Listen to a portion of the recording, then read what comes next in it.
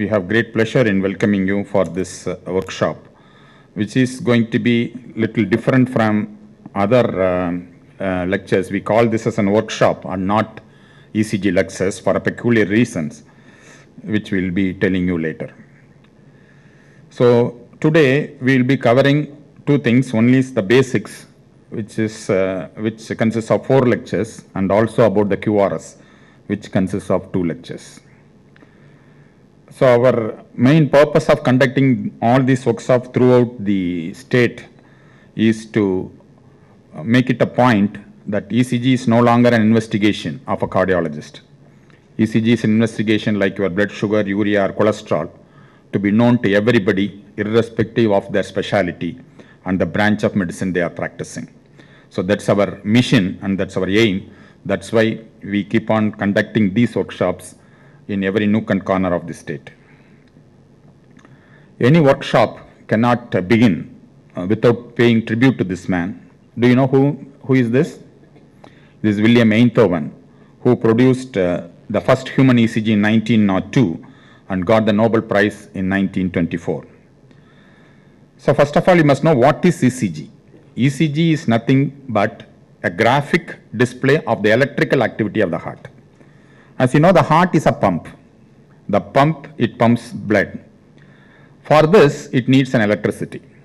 This electricity is produced by the sinus node and it travels through a particular pathway to reach the appropriate place to make the heart to contract.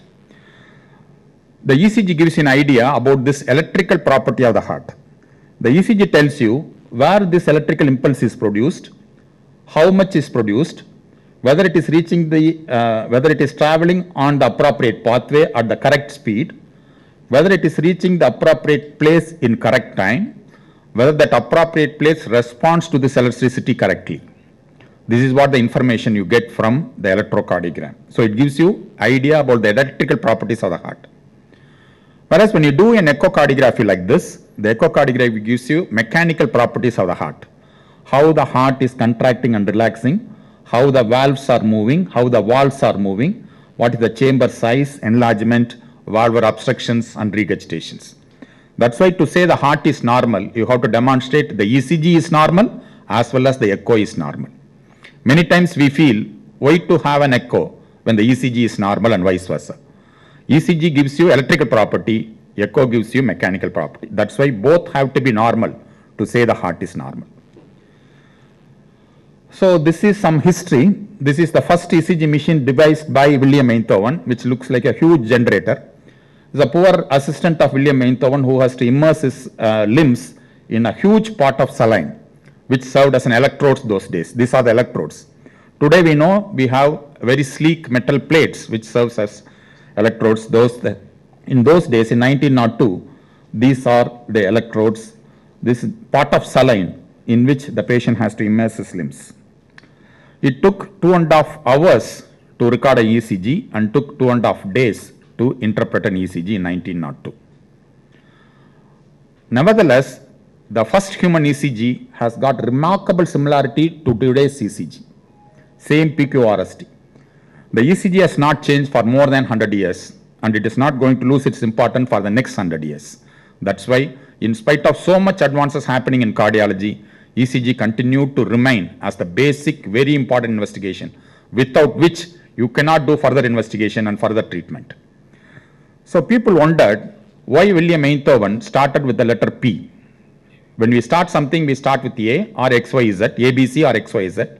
This fellow started with P. So there are some postulations that his wife's name started with P, his father's name is P, and so on. William Einthoven wanted to be different.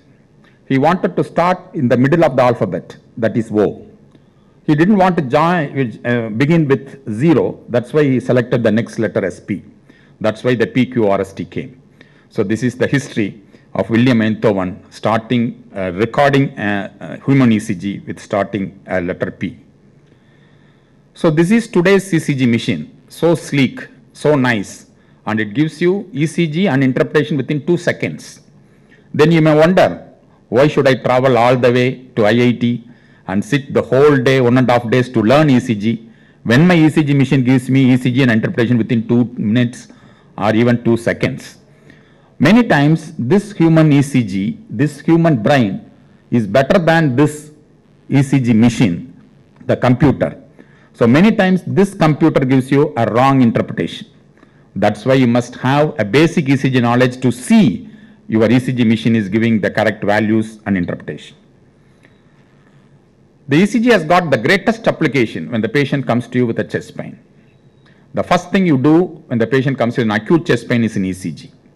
Because the ECG alone tells you whether the chest pain is cardiac or non-cardiac. In cardiac, it will tell you whether it is coronary or non-coronary. In coronary, it will tell you acute or chronic. In acute, it will tell you ST elevation situation or ST depression situation. Whether to give a thrombolytic therapy or to give a heparin or aspirin or do a primary PTCA. After doing all that, ECG alone tells you whether that particular modality of intervention has worked. And for the many years to come, ECG alone will tell you whether the disease is progressing or regressing. So no other investigation when the patient has got chest pain, right from the onset of diagnosis, for many years of patient's life, it is ECG which tells you what's happening to the patient. So when the patient comes to acute chest pain and the ECG shows a huge ST elevation like this, you know you have to either thrombolize within 30 minutes or do a primary PTCA within 90 minutes. No other investigation at this point in time is going to tell you that. Not the echo, not the angiogram. It is the ECG which is going to tell you what to do the next minute when the patient comes to an acute chest pain. That's why I tell you, even if you do a coronary angiogram and put a 1.5 lakhs worth stent inside your coronary artery, ECG alone tells you whether the stent is working or not. So in spite of so many advances are happening, so many treatments are happening in cardiology, it is a basic ECG still remains the gold standard for diagnosis and management. So before we go into the details of the ECG, this is a very important principle you must understand. The ECG should not be interpreted without a basic clinical picture. For that matter, any investigation should not be interpreted without the basic clinical knowledge. You all here to become a very good electrocardiographers. That's why you are here. But without being a good clinician, basically, you can never be a good electrocardiographer. So the ECG should be interpreted only with the basic clinical knowledge of the patient's history, age, sex, and so on. So why the ECG is different? Why the ECG is difficult? ECG is different and difficult. It is because for all the other investigations, if you memorize a particular picture, you will diagnose the same thing for many years and for many pictures to come. For example, you have a brain hemorrhage or a cerebral hemorrhage or a cerebral infarct.